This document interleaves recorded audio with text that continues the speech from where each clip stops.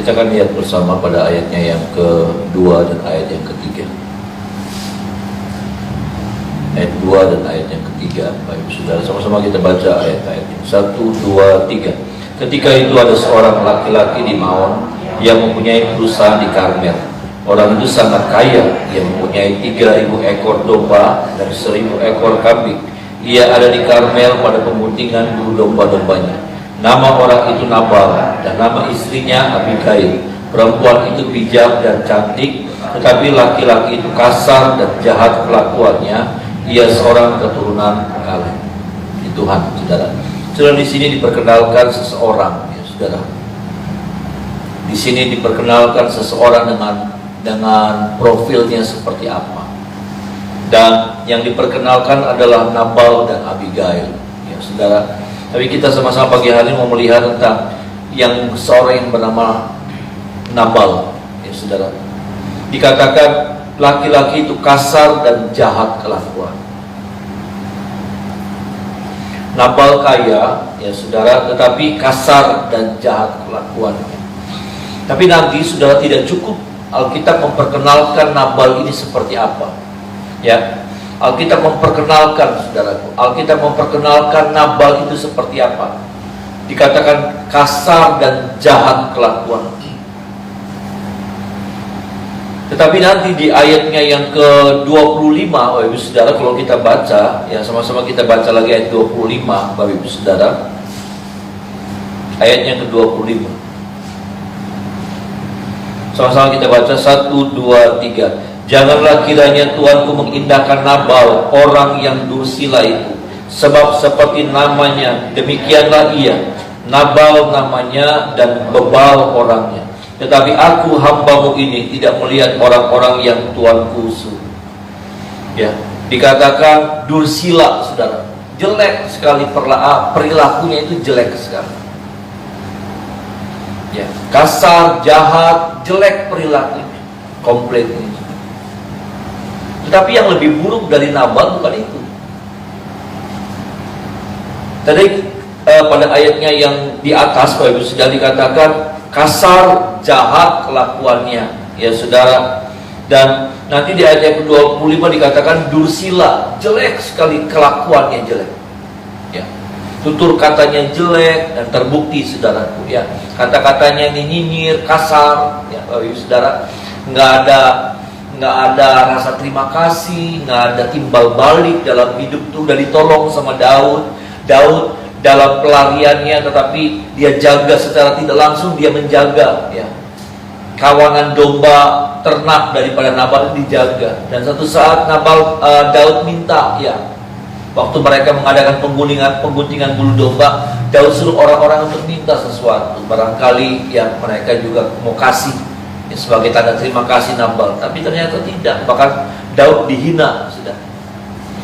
Tapi yang tadi saya katakan, saudaraku, kasar, buruk kelakuannya, ya saudara.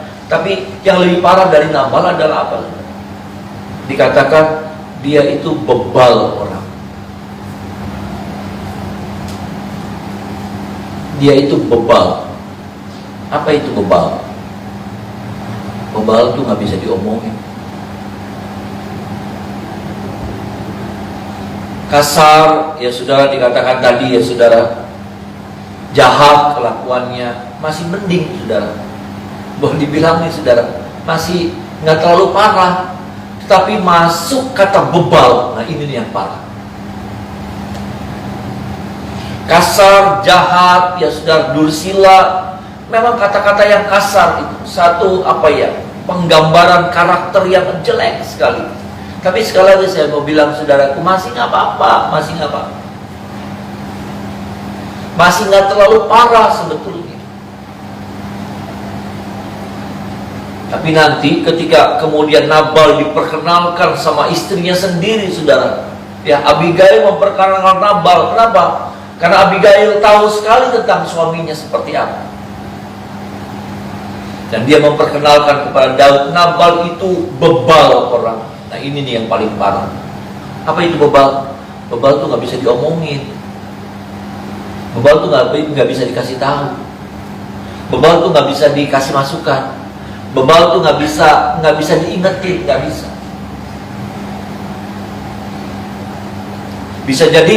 Bisa jadi dia terima, iya, tapi nggak pernah berubah. Itu bebal. Tapi bisa jadi pada waktu dia diingatkan, dia marah. Pada waktu dia dikoreksi, dia jengkel. Pada waktu dia diingatkan, nggak terima dia. Itu bebal. Jangan sampai kehidupan kita ini seperti ini. Kalau masih jahat, jelek perilakunya, kasar, dursila, nggak terlalu parah.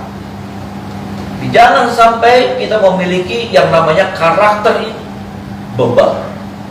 Karena kalau sudah bebal, itu artinya apa? Seseorang itu sudah nggak bisa dirubah, sudah nggak mau dirubah dan nggak mau berubah. Dia merasa apa? Dia merasa dia yang paling benar. Ini mengerikan, saudara. Tolong supaya jangan sampai roh bebal itu ada dalam diri kita. Ada amin, saudara. Karena roh ini bisa merasuk pada siapapun juga, termasuk saya. Hati-hati. Jangan kita cuma berpikir, oh iya itu Nabal itu, aduh gila banget ya. Tapi ternyata saudaraku jangan sampai. Karena yang namanya bebal tuh seringkali nggak kelihatan. Kalau kasar, saudaraku jahat itu kelihatan. Tapi kalau bebal itu nggak kelihatan. Itu yang mengerikan dari bebal.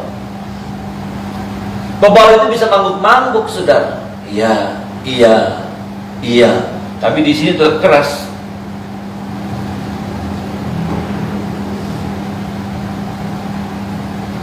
Saya pernah saksikan, saya pernah cerita, sudah ada orang yang kalau saya ketemu sama saya, selalu saya ajak dia, ke gereja ya, ke gereja lagi.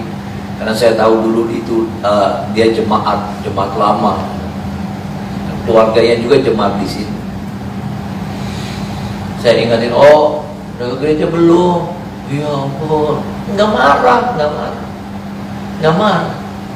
Waktu diingatin ya saudara nggak marah. Ya nanti nanti. Terus berkali-kali, ada 7 kali, hampir 10 kali, saudara. Setiap kali kalau ada acara keluarganya, bikin syukuran, ponakannya menikah, atau apa, ketemu, saudara. Dan saya selalu ajak. Nggak tahu juga menurut saya tuh orang yang cuek, saudara. Saya tuh nggak mau tahu orang. Itu risih untuk ingetin orang tuh. Bukan modelnya saya. Tapi buat orang itu, saudaraku, saya selalu ingetin. Sampai rupanya dia udah risih sama saya, dia bilang, udah ke gereja itu, ke gereja apa, ya nggak apa-apa, nggak apa-apa, ya, udah setia ya. Saya pikir sudah selesai, ya, saudara. Ternyata enggak, ternyata bohong, ya, keras. Bebal, maaf nih saudara. Bebal itu ada 2. Bebal yang nggak kelihatan sama bebal yang kelihatan. Bebal yang kalau diingetin marah, dia masih marah balik, saudara. Nggak terima dia ketika dikoreksi, nggak terima ketika dia diingatin. Jangan sampai, saudara. Bukan cuma laki-laki yang punya roh bebal, tapi perempuan juga kadang-kadang. Ya, karena ini mengerikan. Buat saya ini sesuatu yang mengerikan. Kalau masih jahat, kasar, dursila, masih nggak apa-apa, sudah.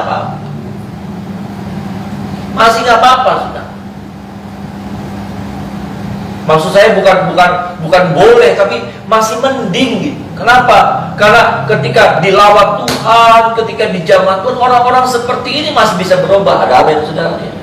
Jahatnya masih bisa berubah, dursilanya masih bisa berubah. Tapi kalau sudah bebal, mau dijamah, mau diapain aja udah nggak bisa. Bebal, keras hati, nggak bisa digeser, nggak bisa dirubah, dan nggak mau berubah, nggak mau. Dengan cara dan bentuk apapun juga, dia nggak akan pernah mau berubah. Itu bebal.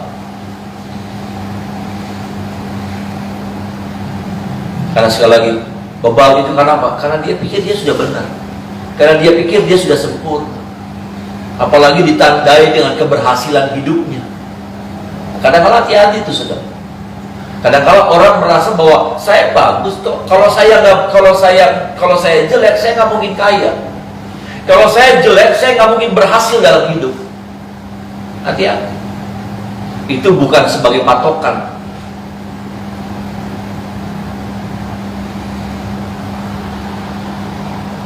Ini Bapak Ibu Saudara, ini firman buat kita semua, mengingatkan kepada kita, jangan sampai kita membiarkan. Kenapa? Saya berpikir begini, saudara, bebal itu apa? Bebal itu hasil dari apa? Hasil dari numpuk hal-hal yang salah yang gak pernah diberesin, hal-hal yang salah yang gak pernah mau diselesaikan. Akhirnya numpuk, jadi tebel, jadi kerak, jadi sesuatu yang gak bisa dihilangkan. Kenapa? Itu sudah bertahun-tahun terus terbentuk. Akhirnya untuk diangkat, untuk diambil sudah susah. Ya tebal.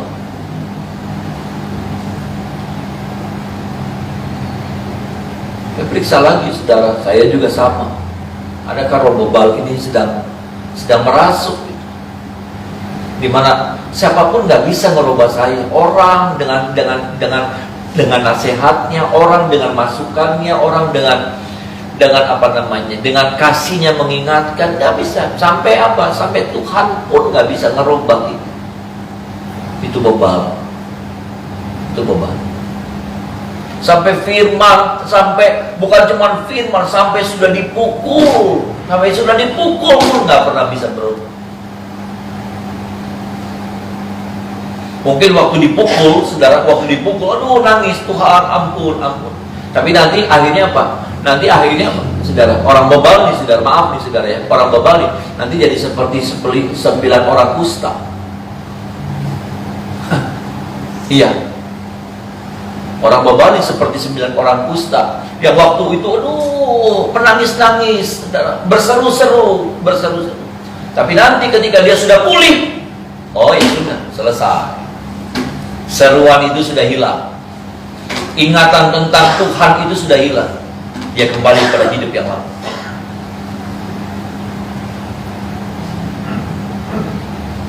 Sembilan orang kusta seperti itu. Waktu dia sembuh, nggak ada tuh ingatnya untuk datang ke imam. Nggak ada datang kepada Yesus untuk berterima kasih. Nggak ada. Makanya Yesus bertanya kepada satu orang yang datang sama Tuhan Yesus, yang 9 mana? Nggak ada. Bebal. Waktu sudah selesai masalahnya, keras lagi. Waktu sudah selesai pergumulan hidupnya, keras lagi. Waktu sudah disembuhkan dari penyakitnya, keras lagi. Hati ini, saudara. Ya.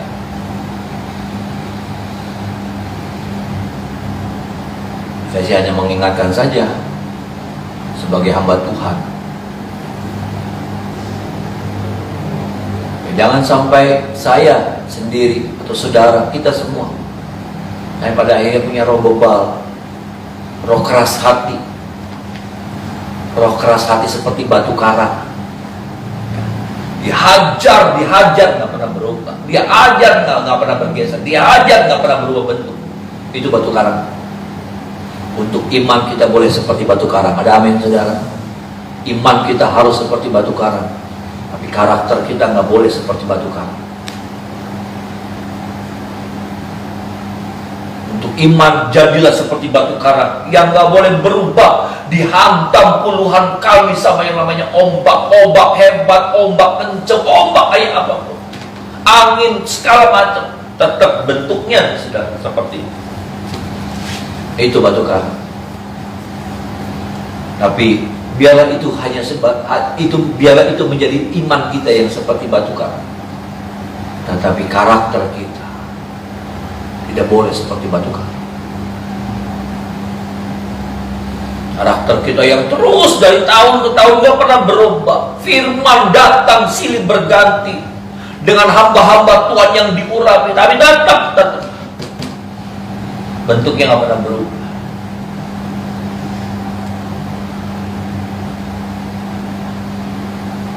Tetap kasar, tetap curang, tetap irian, tetap nggak pernah serius sama Tuhan, tetap Tuhan dari nomor ban serep. Nanti kalau lagi butuh Tuhan, kenceng berserunya.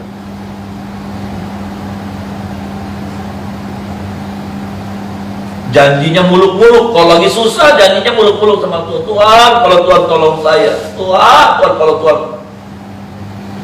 Maaf nih, sudah saya kembali pada orang yang saya ceritakan. Bukan saya jelek-jelek, itu enggak, saudara, enggak. Ini jadi sebuah pelajaran buat saya. Dan saya ceritakan satu saat saya dihubungi sama adik, om, tolong doa. Saya nggak mau doain tadinya. Udahlah, saya doa. Datang dia nangis,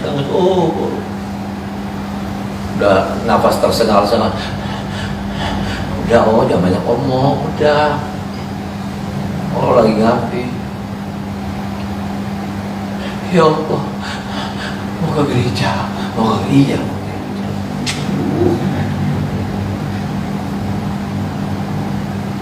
Mau ke gereja, mau ke gereja. Iya. Pelayanan, mau pelayanan. Iya, iya. Yang jaga-jaga di pintu tuh, yang jaga-jaga di pintu tuh apa?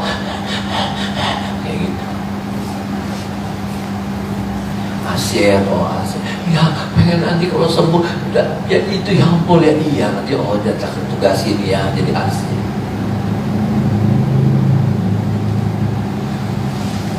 Tuhan udah kasih kesempatan lagi. Saya masih minta sama Tuhan, kasihan, berkemurahan. Tuhan kasih kesempatan lagi.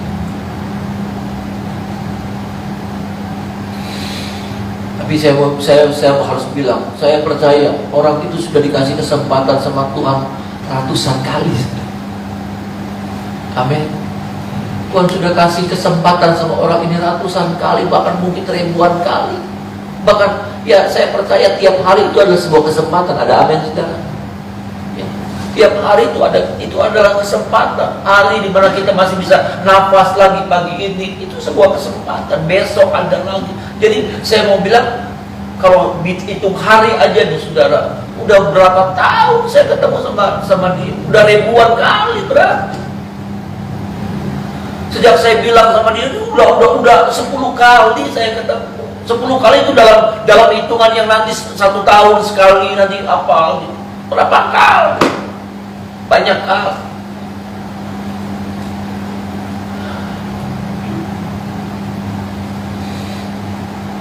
Tolong kita, jangan sampai roh bebal itu, tapi roh bebal itu nggak pernah datang secara langsung. Roh bebal itu tuh saudaraku, roh bebal itu tuh sebuah pembentukan, hasil sebuah pembentukan. Dibiarin satu terus dipertahankan, satu lagi terus dipertahankan, satu lagi sampai tebel, sampai terus beranak terus, sampai berakar, sampai nggak bisa dioyekin lagi itu, saudara. Kayak pohon itu, saudara. Ya, saudara, kalau itu pohon gede, saudara dengan segala tenaga, saudara oyekin, goyang saja tidak. Goyang saja tidak.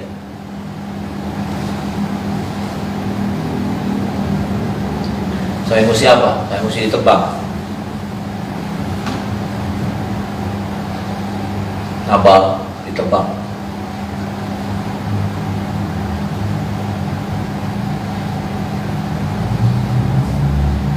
Hidup ini adalah kesempatan. Amin, saudara. Hidup ini adalah kesempatan. Kesempatan, saya mau bilang sekali lagi, berkali-kali saya bilang, kalau Tuhan masih kasih panjang umur sama kita, saya percaya itu adalah kesempatan untuk kita semakin mengubah hidup kita, semakin berkenan sama Tuhan.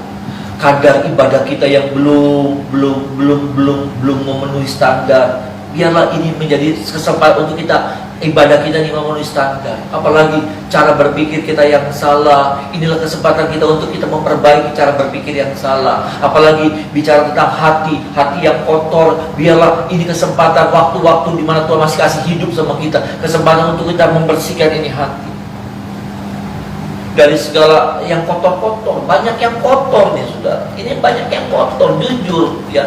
Banyak yang kotor. Banyak yang najis nih yang ada di sini nih, banyak.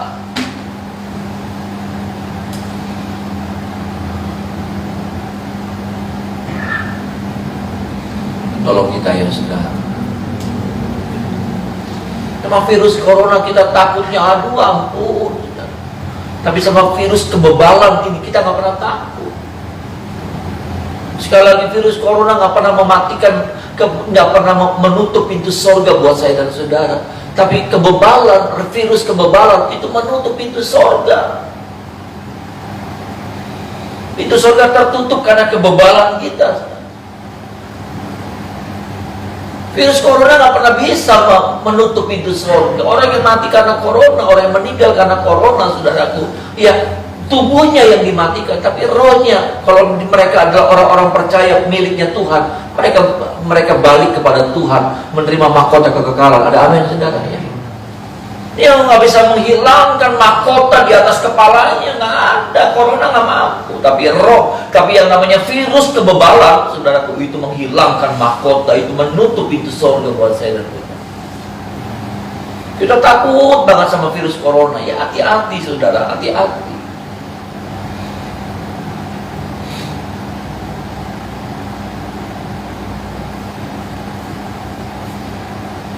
Tapi jangan sampai rasa takut kita akhirnya menjauhkan kita dari Tuhan, ya saudara. Menjauhkan kita dari ibadah, dari hati-hati. Salah juga.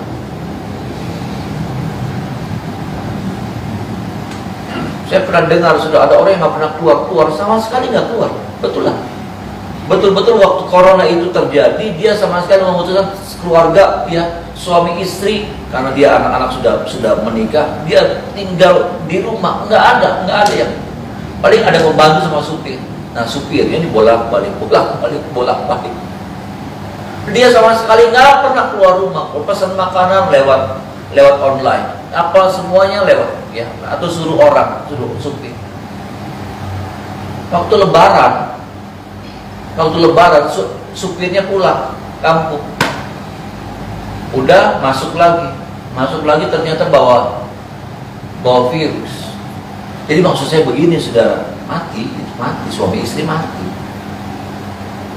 Maksud saya gini, ya kita jaga ya, tapi segala sesuatunya udah semuanya atas izin Tuhan. Saudara, bingung saya mau jelaskannya tuh, bingung saudara, iya kan? Kita jaga, tapi kalau memang artinya begini, yang penting adalah kita tetap jaga di iman kita, seperti batu karang. Ada amin saudara ya, kita tetap jaga, jangan sampai ke roh kebebalan yang masuk. Kalau roh kebal masuk, itu menghilangkan mahkota, itu menutup pintu surga buat saya dan saudara. Maksud saya gini, susah saudara sekarang, tambah susah menjaga corona ya. Ada orang yang menurut ponakan saya ya, itu yang anak yang pendeta itu, dia ke Semarang, dia nggak pegang apa-apa, dia nggak ini apa-apa, tapi dia pulang dia bawa.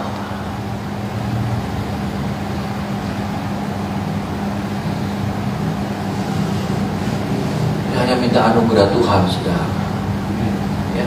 Kita hanya minta, apalagi Pak Wirianto yang ngurusin kematian, waduh gawat saudara ya.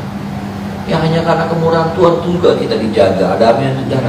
Tuhan masih mampu jaga pelihara kita ya. Apalagi orang-orang yang tugas, yang masih mesti ke toko, aduh menakutkan. Ada banyak orang asing masuk keluar.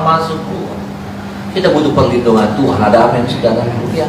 Hanya itu yang kita mintakan saudara ya.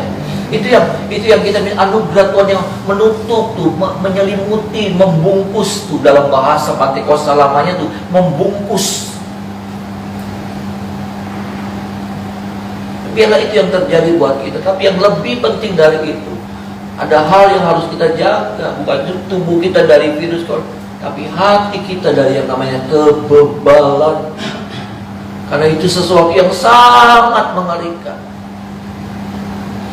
Bebal, ya, jahat masih mending, kasar masih bisa dirubah. Oh saudaraku, jahat masih bisa bertobat, tapi kalau bebal udah nggak bisa bertobat. Karena memang orang itu nggak mau bertobat. Itu mengerikannya bebal. Dursila apapun istilahnya, ya saudaraku, ya, cabullah apa semuanya masih bisa bertobat. Tapi ada satu kata kejahatan yang paling mengerikan, bebal. Maaf tuh sudah.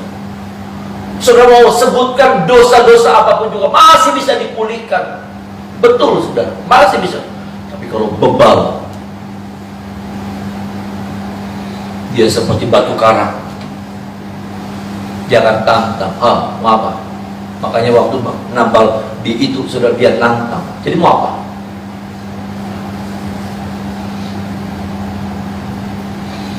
Ambil roh bebal itu kalaupun ada, ambil dalam nama Yesus. Kita minta anugerah Tuhan supaya roh bebal itu diangkat dari hidup kita, kalaupun ada ya.